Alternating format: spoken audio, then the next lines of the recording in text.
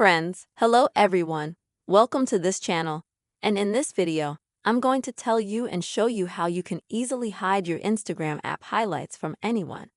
Friends, please subscribe to this channel. Make sure to put your likes and also write your comments at the end of the video.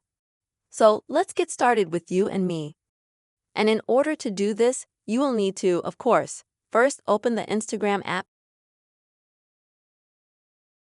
And then you need to find the person that you would like to hide your highlights from. And you can do that by going to your followers section, either through direct or just through the search bar, through search.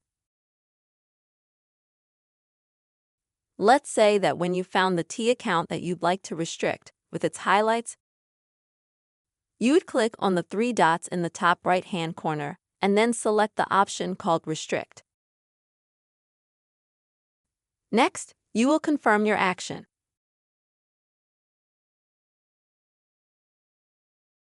In this way, you easily restrict your highlights from that person and thus hide them.